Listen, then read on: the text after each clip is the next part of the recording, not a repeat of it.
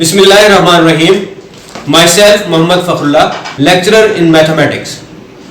Second year mathematics को हम start करने लगे हैं. इसमें हमारे पास यूनिट नंबर 1 को हम स्टडी करेंगे. तो इसमें लेक्चर डिटेल्स पे देखें, जिसमें हमारे पास है पेपर पैटर्न पहले हम डिसाइड करेंगे. उसके बाद चैप्टर वाइज नंबर डिवीजन के बारे में मैं आपको बताऊंगा. शॉर्ट एंड लॉन्ग क्वेश्चन की डिटेल भी मैं आपको बताऊंगा. Unit number 1 function and limits, एक डेफिनेशन ऑफ फंक्शंस को हम डिस्कस करेंगे. उसके बाद एग्जांपल नंबर 1 और एक्सरसाइज 1.1 हम डिस्कस करेंगे. इससे पहले मैं आपसे कुछ मैथ के बारे में बात करना चाहूँगा, मैथमेटिक्स के बारे में बात करना चाहूँगा. तो मैथमेटिक्स में अच्छे नंबर लेने के लिए आपको क्या करना चाहिए कि आपको सबसे पहला जो आपका स्टेप होना चाहिए वो ये होना चाहिए कि आपका कॉन्सेप्ट्स और आपकी अंडरस्टैंडिंग सबसे बेहतर होनी चाहिए. सबसे पहले तो आपको अपना कॉन्सेप्ट और अंडरस्टैंडिंग बेहतर बनानी है. दूसरे स्टेप में आपने इसके नोट्स आपके पास कंप्लीट होने चाहिए. और नोट्स से मुराद ये नहीं है कि आप किसी के भी नोट्स उठा के अपने पास रख लें या कोई भी बुक ले लें, की बुक बाजार से खरीद कर अपने पास रख लें. नोट्स से मुराद ये है कि आपके अपने हैंड रिटन नोट्स होने चाहिए जो आपके पास मौजूद हों. और तीसरा स्टेप जो इसमें है वो ये होना चाहिए कि आपकी प्रैक्टिस बहुत अच्छी होनी चाहिए. प्रैक्टिस करने से मुराद ये है कि फॉर एग्जांपल अगर एक चैप्टर आप एक हफ्ते में कंप्लीट करते हैं तो उसकी प्रैक्टिस आप इतना अच्छा बेहतर तरीके से करें कि 4 से 5 घंटों में या 3 घंटों में एक चैप्टर को आप रिवाइज कर सकें. उसके लिए बेहतर तरीका ये है कि उसके जो इम्पोर्टेंट पॉइंट्स हैं और उसके जो इम्पोर्टेंट फार्मूलाज हैं उसकी आप लिस्ट बनाएं और उसको फर्दर जो है अपनी स्टडी में लाएं, ताकि एग्जाम्स के करीब आपके पास इंपॉर्टेंट पॉइंट्स इकट्ठे हों, ताकि आप उनको अच्छे तरीके से देखकर तैयारी कर सकें. तो लेक्चर की तरफ आते हैं. सबसे पहले पेपर पैटर्न को हम डिस्कस करते हैं. पेपर पैटर्न में हमारे पास एमसीक्यूज जो है वो 20 एमसीक्यूज हमारे पास हैं. फर्स्ट ईयर की तरह ये सेम है. उसके बाद शॉर्ट क्वेश्चन हमारे पास 37 शॉर्ट क्वेश्चन होते हैं जिनके क्वेश्चंस बने होते हैं और उनमें से आपने 25 शॉर्ट क्वेश्चन अटेम्प्ट करने हैं. इस तरह लॉन्ग क्वेश्चन आपके पास 5 होते हैं और उनमें से 3 लॉन्ग क्वेश्चन आपने अटेम्प्ट करने हैं. तो अभी हमारे पास जो नेक्स्ट स्लाइड आई है, इस स्लाइड में आप देखें कि हमारे पास यूनिट नंबर 1 में एमसीक्यूज 1 है, शॉर्ट क्वेश्चन 4 हैं और लॉन्ग क्वेश्चन का एक पार्ट आता है और टोटल मार्क्स इसके 14 हैं. इस चीज को आप अपनी बुक के ऊपर लिख लें तो ज्यादा बेस्ट है. इसी तरह चैप्टर नंबर 2 में हमारे पास 5 एमसीक्यूज हैं, 8 शॉर्ट क्वेश्चंस हैं और 1 लॉन्ग पार्ट. और इसी तरह 26 नंबर का पेपर चैप्टर नंबर 2 में, इस लिहाज से बहुत अहम है चैप्टर नंबर 2. इसी तरह चैप्टर नंबर 3 है, उसमें 5 एमसीक्यूज, 7 शॉर्ट क्वेश्चन और 2 पार्ट्स हैं लॉन्ग के, ये भी इंपॉर्टेंट बात है, और 29 मार्क्स का पेपर आता है. इसी तरह चैप्टर नंबर 4, उसमें 2 एमसीक्यूज हैं, 5 शॉर्ट क्वेश्चंस हैं और 2 लॉन्ग पार्ट्स, 22 मार्क्स. इसी तरह चैप्टर नंबर 5 है, 1 एमसीक्यू है, 2 शॉर्ट क्वेश्चन हैं और 1 लॉन्ग पार्ट और 10 मार्क्स का इसमें से पेपर है. इसी तरह हमारे पास चैप्टर नंबर 6 है, इसमें हमारे पास 3 MCQs, 6 short question, 2 parts long के और 25 मार्क्स का पेपर है. इसी तरह चैप्टर नंबर 7 है, 3 एमसीक्यूज हैं और 5 शॉर्ट क्वेश्चन, 1 लॉन्ग पार्ट और 18 मार्क्स का हमारे पास पेपर है. अब नेक्स्ट स्लाइड्स की तरफ मूव करते हैं. शॉर्ट क्वेश्चन हम डिस्कस करेंगे. इसमें क्वेश्चन नंबर 2 है. क्वेश्चन नंबर 2 में और इसमें चैप्टर नंबर 1 और 2 हैं.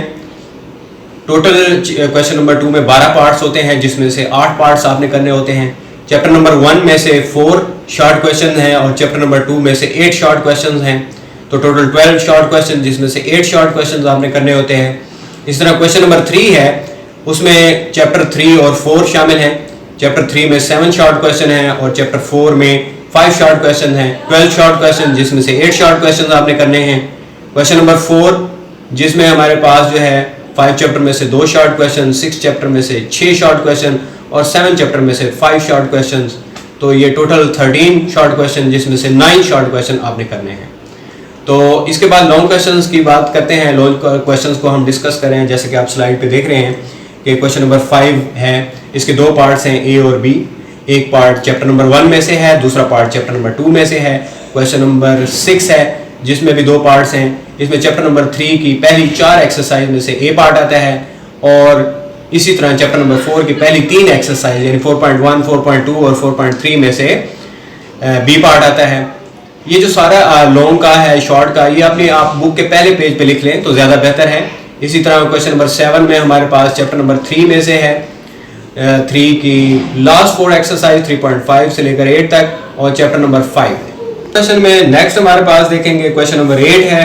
क्वेश्चन नंबर 8 में चैप्टर नंबर 6 की पहली 4 एक्सरसाइज में से ए पार्ट है और क्वेश्चन बी पार्ट जो है इसका चैप्टर नंबर 4 में से है 2 एक्सरसाइज 4.4 और 4.5। उसके बाद क्वेश्चन नंबर 9 है हमारे पास 6.5 से लेकर 9 तक और चैप्टर नंबर 7 इसमें शामिल है। तो ये हमारे पास 5 लॉन्ग पार्ट्स हैं जिसमें से आपने 3 लॉन्ग पार्ट्स करने होते हैं। उसके बाद हम चैप्टर की तरफ मूव करते हैं। चैप्टर में हमारे पास है डेफिनेशन ऑफ फंक्शन है। डेफिनेशन ऑफ फंक्शंस के बारे में सबसे पहले हम डिस्कस करेंगे। तो a function is a rule और correspondings relating to sets in such a way that each element in the first set corresponding to one and only one element in the second set, जिसमें हमारे पास क्या है a is equal to x square दी हुई है example area of a square depends upon the length of its one side. Symbolic way इसका क्या है, फंक्शन को कैसे सिंबॉलिकली वे में एक्सप्रेस किया जाता है, जैसे y is equal to f of x है, read as y is a function of f of x. तो फंक्शन को थोड़ा सा मैं एक्सप्लेन करूंगा अपने वर्ड्स में। तो डेफिनेशन जो है वो जैसे बुक में लिखी हुई है उसी तरीके से ही है, लेकिन आप जो है जो एक्सप्लेनेशन है इसको अपने वे में एक्सप्रेस करने की कोशिश ना कीजिएगा। इसके बाद जो है हमारे पास इसकी डेफिनेशन को हम थोड़ा सा मैं एक्सप्लेन कर रहा हूँ। इसमें 2 सेट्स हैं आपके सामने।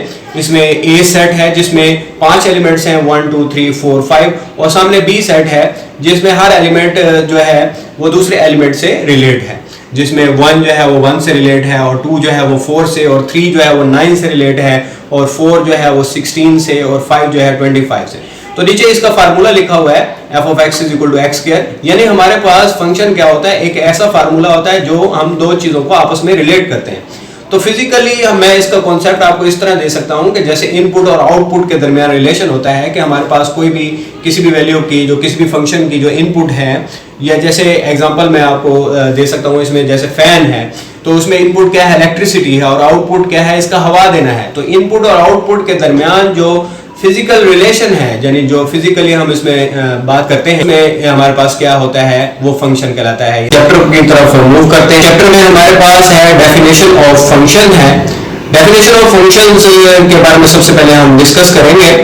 तो a function is a rule और correspondings relating to sets in such a way that each element in the first set corresponding to one and only one element in the second set, जिसमें हमारे पास क्या है a is equal to x square दी हुई है example area of a square depends upon the length of its one side. Symbolic way इसका क्या है, फंक्शन को कैसे सिंबॉलिकली वे में एक्सप्रेस किया जाता है, जैसे y is equal to f of x है, read as y is a function of f of x.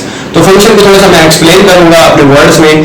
तो डेफिनेशन जो है वो जैसे बुक में लिखी हुई है उसी तरीके से ही है, लेकिन आप जो है जो एक्सप्लेनेशन है इसको अपने वे में एक्सप्रेस करने की कोशिश ना कीजिएगा। इसके बाद जो है हमारे पास इसकी डेफिनेशन को हम थोड़ा सा मैं एक्सप्लेन कर रहा हूँ। इसमें 2 सेट्स हैं आपके सामने। इसमें ए सेट है जिसमें 5 एलिमेंट्स हैं 1 2 3 4 5 और सामने बी सेट है जिसमें हर एलिमेंट जो है वो दूसरे एलिमेंट से रिलेट है, जिसमें 1 जो है वो 1 से रिलेट है और 2 जो है वो 4 से और 3 जो है वो 9 से रिलेट है और 4 जो है वो 16 से और 5 जो है 25 से। तो नीचे इसका फार्मूला लिखा हुआ है F of x is equal to x square, यानी हमारे पास फंक्शन क्या होता है, एक ऐसा फार्मूला होता है जो हम 2 चीजों को आपस में रिलेट करते हैं। तो फिजिकली मैं इसका कॉन्सेप्ट आपको इस तरह दे सकता हूं कि जैसे इनपुट और आउटपुट के दरमियान रिलेशन होता है कि हमारे पास कोई भी किसी भी वैल्यू की जो किसी भी फंक्शन की जो इनपुट है, या जैसे एग्जांपल मैं आपको दे सकता हूं, इसमें जैसे फैन है तो उसमें इनपुट क्या है, इलेक्ट्रिसिटी है और आउटपुट क्या है, इसका हवा देना है। तो इनपुट और आउटपुट के दरमियान जो फिजिकल रिलेशन है, यानी जो फिजिकली हम इसमें बात करते हैं, इसमें हमारे पास क्या होता है वो फंक्शन कहलाता है। यानी इस जैसे इस एग्जांपल में हमारे पास f of x is equal to x square, ये एक फार्मूला है जिसने 2 सेटों को आपस में रिलेट किया हुआ है। उसके बाद देखिए नेक्स्ट हमारे पास है कि फंक्शन एक मशीन की तरह एक्ट करता है। जैसे हमारे पास मशीन में एक इनपुट होता है और उसके बाद जो है आउटपुट हमारे पास सामने आता है, और फंक्शन में जो एफ ऑफ एक्स हम लिखते हैं इसका मतलब ये नहीं होता कि एफ एक्स से मल्टीप्लाई हो रहा है, इसको ऐसे पढ़ा जाता है कि एफ ऑफ एक्स ठीक है, F is applied on x. इसका मकसद क्या होता है, F is applied on x. जैसे मशीन जो है वो, जैसे हमारे पास अगर फॉर एग्जांपल मैले कपड़े हों, उन्हें हम मशीन में डालते हैं तो वो धुल कर हमारे पास आउटपुट के तौर पर सामने आते हैं। तो इनपुट क्या है, मैले कपड़े हैं, और वो मशीन जो है वो फंक्शन है, और जब उसके बाद जो है जो धुल कर सामने आते हैं तो वो उसका क्या है, आउटपुट है। यानी इनपुट और आउटपुट के दरमियान जो मैथमेटिकल रिलेशन है उसको क्या कहा जाता है, फंक्शन कहा जाता है, जो मैथमेटिकल मैकेनिज्म है उसको। तो इसमें एक बड़ी इंटरेस्टिंग सी मैंने एग्जांपल दी है, जिसमें हमारे पास जो है आजकल स्टूडेंट जो है वो पबजी गेम बहुत ज़्यादा खेलते हैं, तो उसके बारे में मैंने एक एग्जांपल सेट की है कि अगर एक स्टूडेंट जो है वो एक के जो है 20 सेकेंड्स में करता है, तो इस एग्जांपल को जो है आप फंक्शन के तौर पर भी ले सकते हैं, y is equal to 20x। तो इसमें x की वैल्यू क्या है, नंबर ऑफ किल्स है, और y की वैल्यू क्या है, नंबर ऑफ सेकंड्स है। यानी अगर x की जगह 1 पुट करेंगे तो हमारे पास y की वैल्यू क्या आ जाएगी, 20 आ जाएगी। यानी x क्या है, किल है, और y क्या है, नंबर ऑफ सेकंड्स है।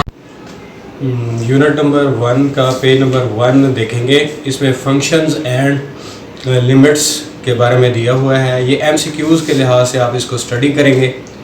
MCQs इसमें से देखेंगे, जैसे पहली स्टेटमेंट में पहला पैराग्राफ में दिया हुआ है कि ये जो फंक्शंस हैं ये play an important role in calculus में इम्पोर्टेंट रोल अदा करते हैं।